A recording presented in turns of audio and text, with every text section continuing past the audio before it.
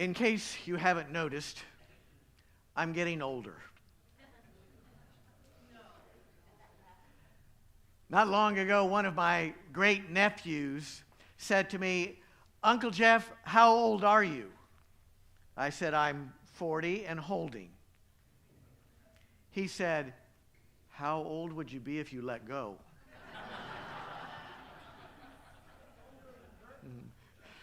So I am getting older, but one of the beautiful things about getting older is you get to that place where you can start to see the broad sweep of life, how everything comes full circle. When I was a kid, it was all about long hair. Now it's all about longing for hair. Full circle. Back then it was about acid rock, now it's about acid reflux. When I was a kid, it was about finding and going to a new hip joint.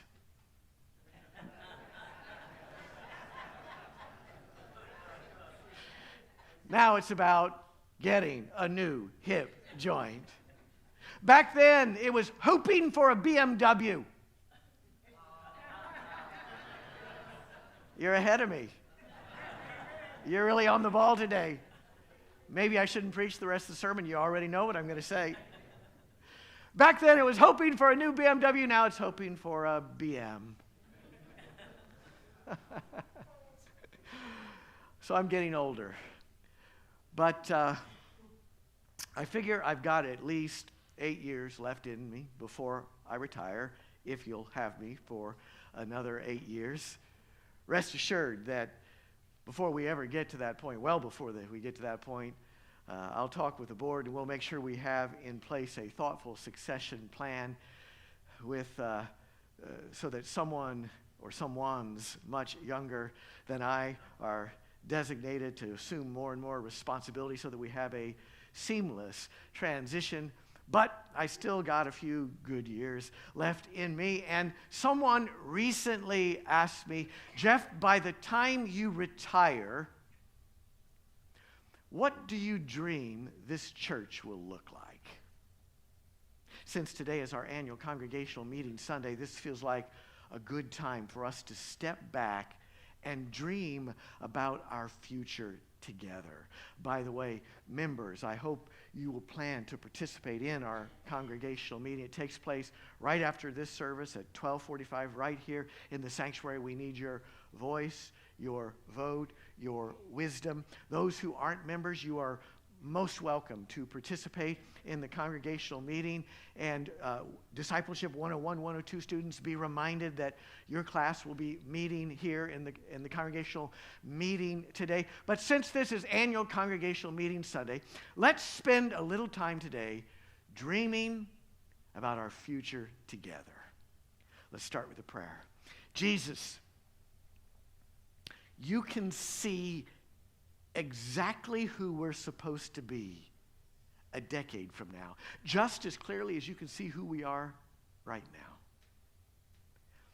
As you look into the future, what do you see for us? Jesus, what is your dream for this congregation? Reveal your heart to us today, we pray. In your holy name, amen. We are a church in transition. Later in the sermon, I'll explain more about what I mean by that. But for now, suffice it to say, we are a church in transition.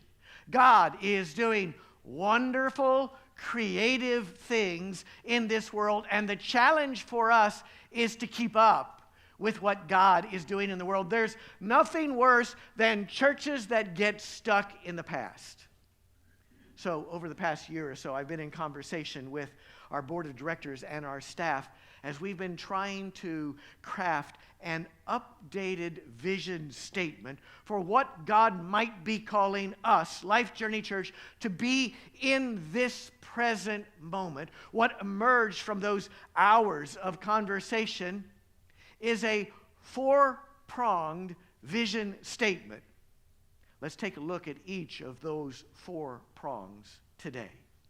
As most of you are aware, our motto as a church here at Life Journey is thoughtfully different followers of Jesus. But what does that mean? Different how? Of all the innumerable churches that are located here in central Indiana, what might be unique about this church and what Jesus has raised us up to be and do? Vision statement number 1.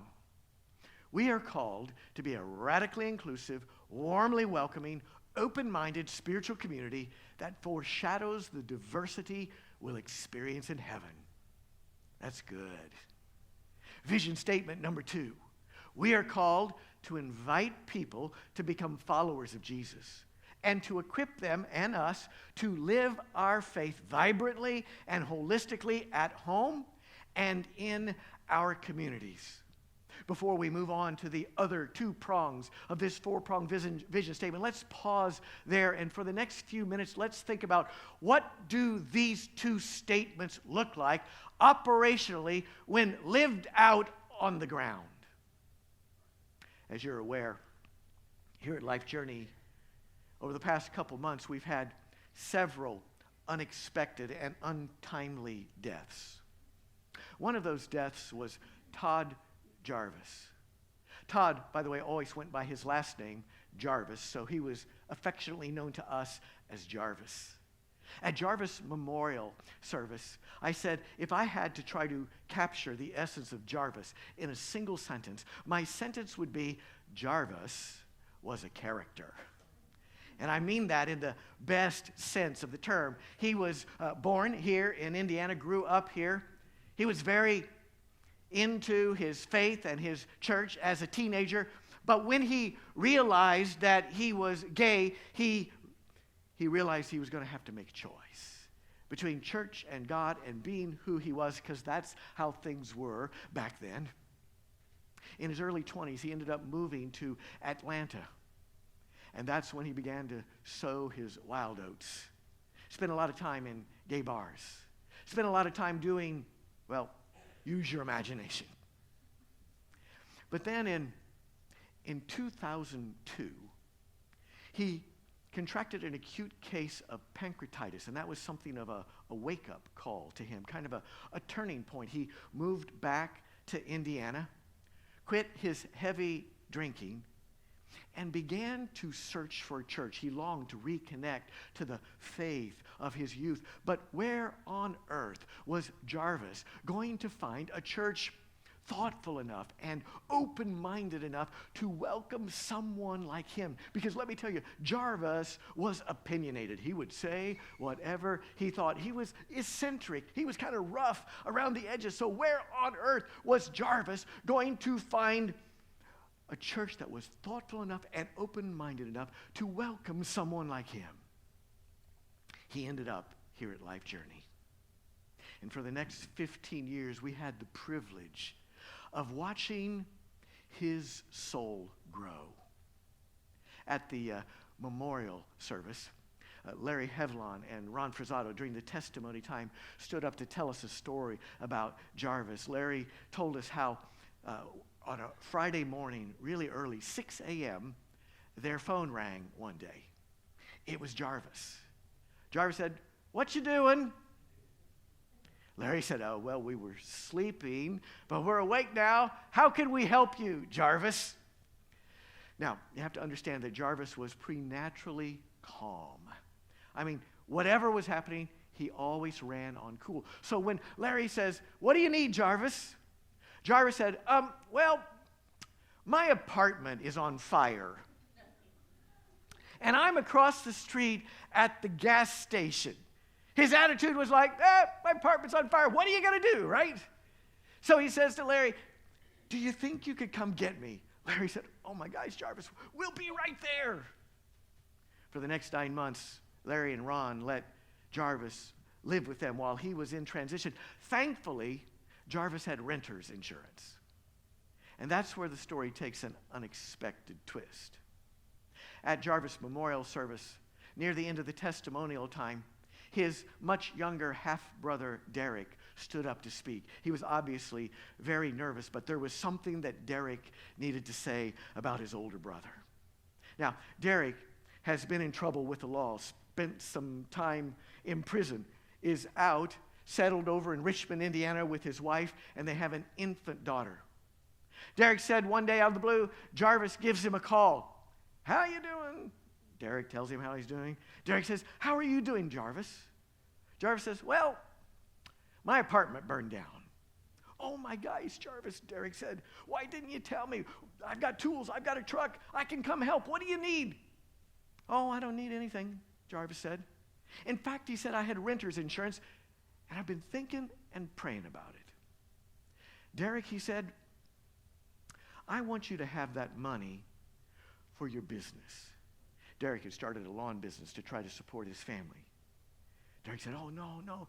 Jarvis said, "I don't need the money." Now, Jarvis needed the money. He was on disability income. "I don't need the money," he says. "I've thought about this, and that's what I want to do." By this point in the story, as he told it, Derek was weeping. Amazing generosity. So very much like Jesus. And that's my point. Jarvis was never going to be a conventional cookie-cutter Christian. But here at Life Journey, Jarvis was able to grow into his own unique Christ likeness. And that is who we are called to be. This is us. We are called to be a church that extends a radical welcome, even to those who aren't conventional cookie-cutter Christians and never will be. People who are spiritually homeless and looking for a place where they can nest and nurture their souls and grow into their Christ likeness. We are called to be a church of radical welcome, coupled with an absolute determination to grow our faith, ours, yours, all of our faith, grow our faith to be holistic followers of Jesus. This is who we've been raised up to be. Here's a picture of Jarvis. What a blessing. What a blessing to see the work of God in his heart over those 15 years.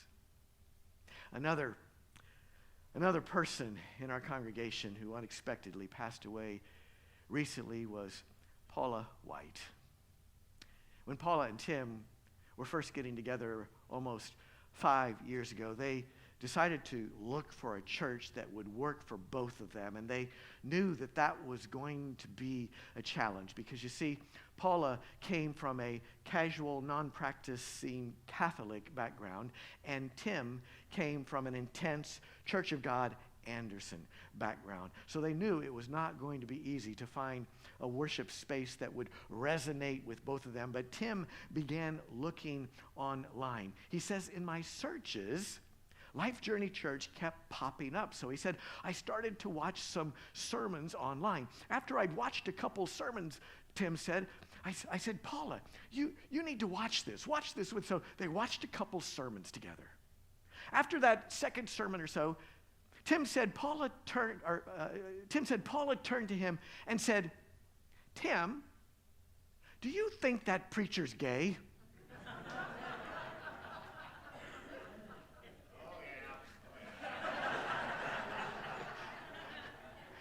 When Tim told me that story, I was thinking to myself, isn't that obvious? I mean, I don't swish that much, do I? Yes, you do. But then they looked at each other, shrugged, and laughed because they didn't care.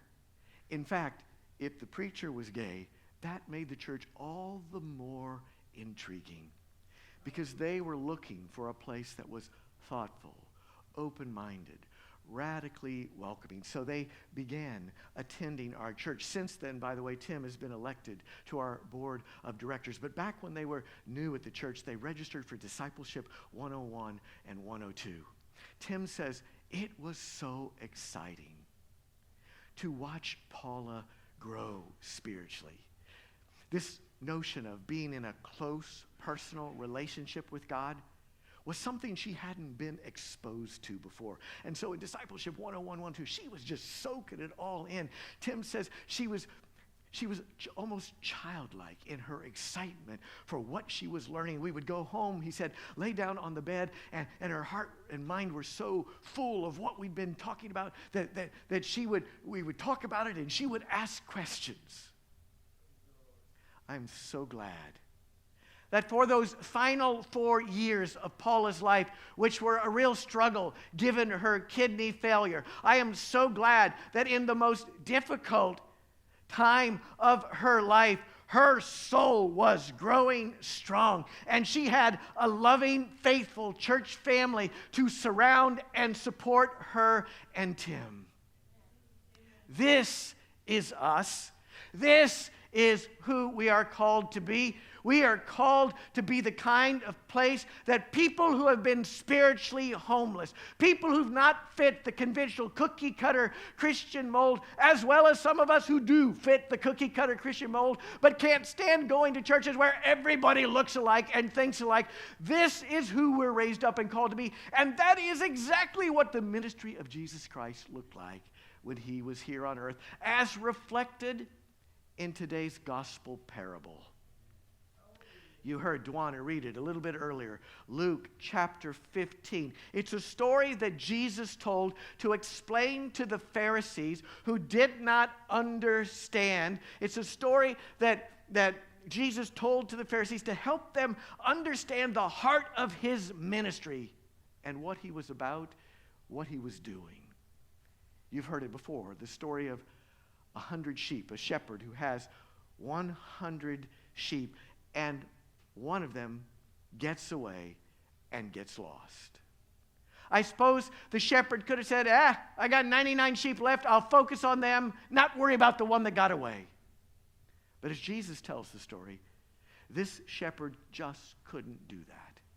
Instead, he left the 99 in the care of someone else, and he goes out and he searches and he searches and he searches and he searches and he searches until he finally finds that lost sheep. Imagine what that reunion must have looked like as the shepherd throws his arms around that sheep and lifts her up and puts her over his shoulders and grabs her by the legs and joyfully carries her back home. Jesus, in his telling of the story, puts it this way, Luke 15:6, and when he, the shepherd, comes home, he calls together his friends and neighbors, saying to them, rejoice with me, for I have found my sheep that was lost.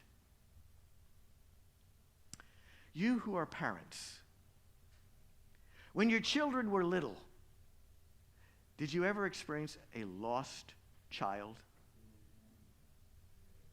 Do you remember what that feels like? You who are pet parents, have you ever experienced a lost pet? Do you remember what that felt like? What Jesus is trying to teach us in this parable today is that he feels toward anyone who is spiritually homeless exactly like you felt when your child or your pet went missing. I will walk over hot coals. I will climb over fences and boundaries in search of the one who is lost until she's back home again. That is the heart of Jesus Christ. And Jesus needs churches that have that same passion, that same heart. In our Tuesday devotional on our church website, Glenn McDonald told a story that really brought home to me the impact of what Jesus is trying to teach us in Luke chapter 15. Glenn McDonald says that when he was in his 20s and had 3 little kids and money was kind of scarce, he says one of their favorite things to do as a family for fun was to go to downtown Indianapolis to the swanky hotels and ride the elevators. He says their favorite place was the glass elevator in the atrium of the downtown Hyatt. Are you familiar with it?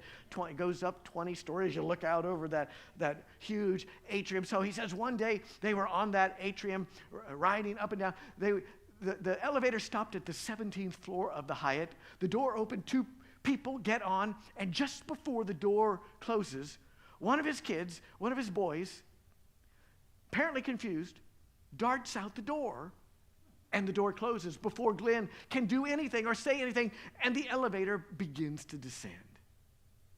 Glenn says, I looked at the child I was holding by my right hand, and I looked at the child I was holding by my left hand, and I thought to myself, I still have 2/3 of the kids I came with. Not bad for a family outing. No, Glenn says, that's not at all what I was thinking. In his own words, he says, it is difficult to describe the rush of adrenaline and panic and terror and renewed energy that you never knew could surge inside you, all focused into one unrelenting mission. I've got to pursue the one who is lost. After a frantic search with his other 2 kids in tow, somehow he managed to find his son on the 4th floor of the Hyatt. And oh, what a reunion it was. What a celebration. This is the heart of Jesus Christ toward any one of us when we find ourselves spiritually homeless. He will stop at nothing to find us and bring us home. We are called to be that kind of a congregation. We are called, 1, to be a radically inclusive, warmly welcoming, open-minded, spiritual community that foreshadows the diversity we'll experience in heaven. And 2, we are called to invite people to become followers of Jesus and to equip them and us to live our faith vibrantly at home and in our communities. In my personal prayer time, on my visioning board, I have this photograph. And beneath this photograph, I've written these words. I see so many beautiful, diverse people worshiping with us that we need new worship space. By the time I retire, if not before, my prayer is that this worship hall will be so full of Jarvis's and Paula's and Tim's that the space that God has given us will not suffice, and somehow we'll have to find more room. Look at the chairs not yet filled in this room. My prayer is that the Jarvises, the Tims, the Paulas that need a church like this, people who will be spiritually homeless without a church like this, my prayer is that God can find them, that we can find them, and that they can find a warm, welcoming home in this place, just like every one of us had. This is us. To this we are called. But being Jesus' community is not just about taking care of each other practically and spiritually. It's not just about what we can do for each other and people who come into this space. It's also about what we can do for a hurting world. So, vision statement number 3. We are called to pour out compassion on the world, especially by supporting and defending those who are poor, marginalized, and hurting. And vision statement number 4, we are called to be on the cutting edge of what God's Spirit is doing to shape the church of the future. We hope to be a living, breathing example of what the church of the future can be and act to move the church universal in that direction. So in the little bit of time we have left, let's take a few minutes to think about what do those 2 prongs of the vision statement, what do they look like operationally on the ground? What does it mean to say that we're going to live into these 2 statements? For starters, it means that every Saturday morning, volunteers from Life Journey Church purchase, prepare, and serve breakfast for homeless families at the Day Spring Center and regularly sponsor movie nights for children of those homeless families at the Day Spring Center. For God so loved the world. It means that come June, we're going to send at least 14 volunteers from Life Journey Church to Guatemala for a week of serving those who are the poorest and greatest need in this world. For God so loved the world. It means that we provide regular support for a girls' school in South Sudan so that girls who otherwise would not get an education are getting an education and can be lifted out of poverty. It means that we regularly provide financial support for impoverished Navajo elders and children who live in desperate poverty on a Navajo reservation in New Mexico. For God so loved the world. It meant that several months ago, when we had the opportunity, we purchased customized gifts for a group of 25 plus orphans hospitalized in Honduras, and sent those presents by a slow boat with each child's name on it, so that by Christmas morning, those kids, each one of them, could open up a customized present of wonderful gifts that were just for them. For God so loved the world. It means that we are part of the Family Promise network of churches, and we open our building periodically during the course of the year so that homeless families can live in our building. We did our first week with Family Promise in early January. 4 families living in our building for a week. And when I walked into one of those classrooms, retrofitted as a cozy bedroom, before the families even arrived, when I walked in to one of those classrooms and saw it outfitted as a cozy bedroom, it really drove home to my heart the meaning of what we were doing. Imagine what that warm, comfortable bedroom meant to a homeless family that otherwise was going to be on the cold streets. Imagine what this smaller bedroom, 1 bed and 1 crib for a single mom with her infant daughter. Imagine what it meant for her to be in that safe, warm space instead of out on the streets. For God so loved the world, and so should we. This is us. To this we are called, to have the same passion as Jesus had for the poor and the dispossessed. But being Jesus Community is not just about responding to physical poverty in this world. It's also about responding to spiritual poverty. As you know, 3 months ago now, we had the opportunity to send $2,900 to Crossing Lines Africa in Uganda, an organization that is working hard under very dangerous circumstances to change East African culture's attitude toward LGBTQ people. East Africa is one of the most dangerous places in the world to be an out LGBTQ person, and churches in that part of the world are leading that persecution. And so Crossing Lines Africa, before they ever contacted us, identified a resource that our church publishes, our church's published book on homosexuality and the Bible, as one of the key training resources. They wanted to translate into Swahili, the predominant language of East Africa, to serve as an educational resource. Their goal is to affect how thought leaders, educators, government officials, and pastors in East Africa think, so that those thought leaders will in turn change the culture in East Africa. So Crossing Lines Africa contacted us to say, could you help us fund the cost of translating your church's book into Swahili? We were able to do so. That book is now available in electronic form and will soon be in print form, but most people in East Africa have cell phones, and so it's available in digital form. This is what the cover of the book looks like in Swahili, and this is what the table of contents of the book look like in Swahili. It's now being used as a training resource in East Africa. In fact, Michael, the leader of Crossing Lines Africa, I'm not using his last name because it is dangerous work that they are doing. Michael sent us some photographs of a training session at a refugee camp in Kenya. They were training pastors using this resource in a refugee camp where several LGBTQ people had been recently murdered. Think about it. Here we are in central Indiana, and a resource generated out of this church is making a difference on the other side of the globe. Talk about helping to shape the church of the future.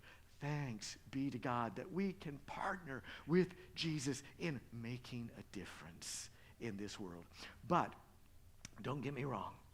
As we talk about these opportunities that are before us as a church, it's also important that we do not understate the challenges that we face, the headwind that we are walking into. I mentioned at the outset of today's sermon that we are a church in transition. Let me explain more of what I mean by that.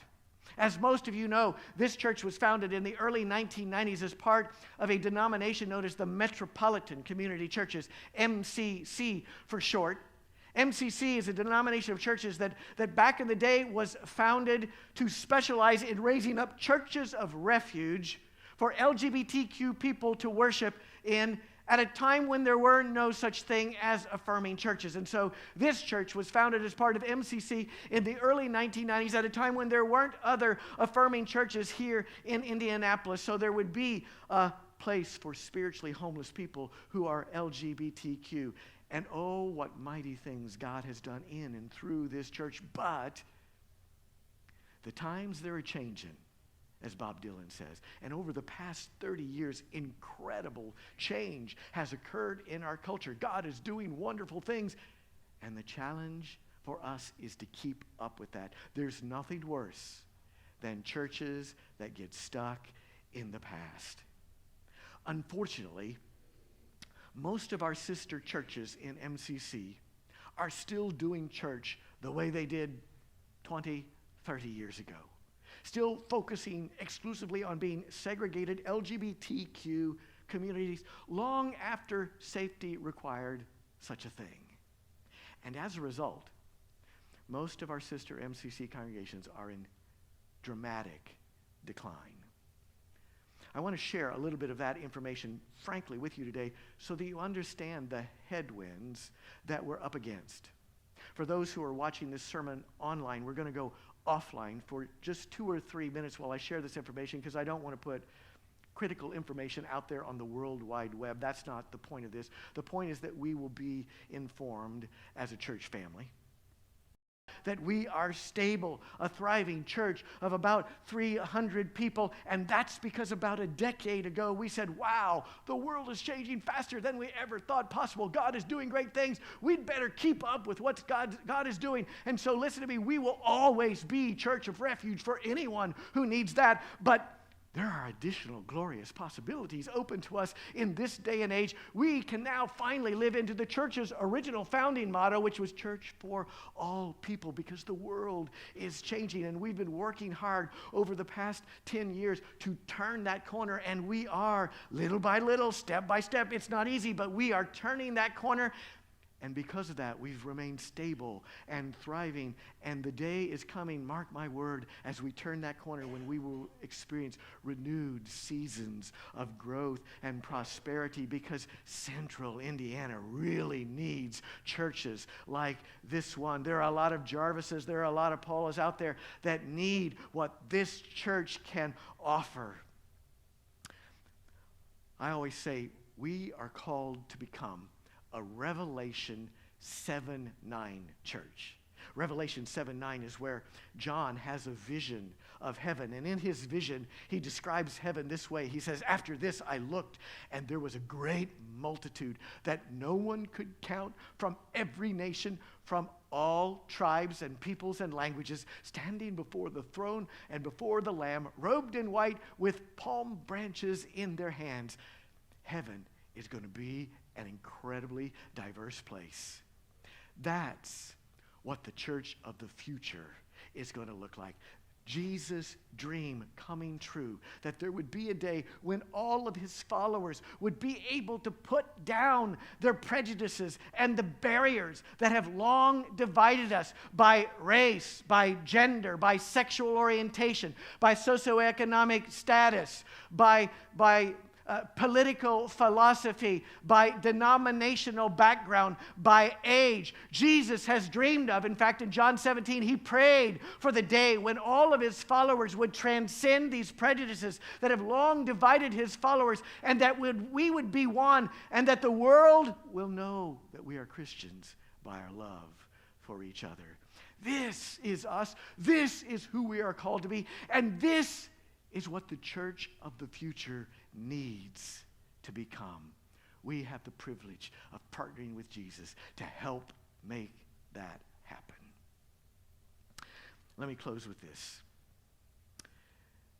A little over a year ago, I got a call from a pastor of a well-known evangelical church not far from us, asking me to lunch. So I went to lunch with him. He told me that he'd been watching our church for a number of years and was really intrigued. He said, God is obviously doing something wonderful there. We talked, we exchanged information. At the end of the lunch, he said, I participate in a group of pastors of evangelical churches here in the Midtown area of Indianapolis. We meet once a month for fellowship and support. Would you like to be part of that group? I said, you talking to me? Yeah, he said, I'm talking to you. So I said, okay. So for the past year or so, once a month, I've gathered with these pastors. And about 2 months into that experience, when we were at the table one day, I forget what I said. It was something like, my spouse is going to be out of town next week. And one of the other pastors said, oh, you mean your wife is going to be away? I said, no, my husband. He was like a deer in the headlights.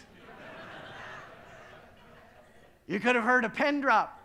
So I'm looking at the pastor who had invited me and thinking to myself, you mean you didn't tell them who I am? I thought everybody knew.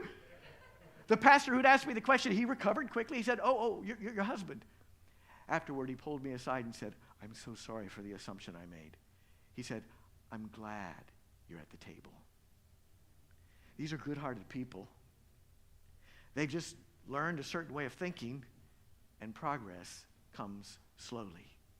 But this is a group of pastors, all men, white. There's not a lot of diversity in their churches. Women aren't equal in their churches. LGBT people aren't equal. Their churches are not racially diverse. But they sense that Jesus is calling them to something higher. And they're trying to figure out how to get there. They're curious. They're watching. One of those pastors said to me, I'm afraid I'm going to lose my 15-year-old daughter to the faith. Because her two best friends at school are both gay boys. And she said to me, Dad, why would I go to a church, even if it's yours, where my two best friends would be ostracized? He said to me, can we talk? I said, of course. Be happy to help. The Spirit of God is stirring. The church of the future is in the process of being born. And we get to help. This is us. This is our calling. Thank you for being part of something great. I suppose there are many ways we could respond to a sermon like this on a practical level, but as we close, can I just highlight one practical way we could respond? Would you please take note of and give some thoughtful consideration to the stewardship insert that's in your worship bulletin today? At our annual congregational meeting today, we'll be voting on a budget. And so we're launching a 3-week stewardship drive to make sure we can meet that budget. Today's sermon is about a whole lot more than money. But money is a part of it. To be a thriving church, funding needs to be there. Did you know that Jesus himself had a treasury that people gave to? We learned that in John 12 and Luke chapter 8. Imagine if you'd been alive in Jesus' day and age and you could have given directly to Jesus' ministry. Can you imagine how meaningful that would be to be able to give directly to Jesus? We still can. because Jesus is in this very room. And we are called to a ministry that goes to the center of his Luke 15 beating heart ministry, to carry that forward in the world today.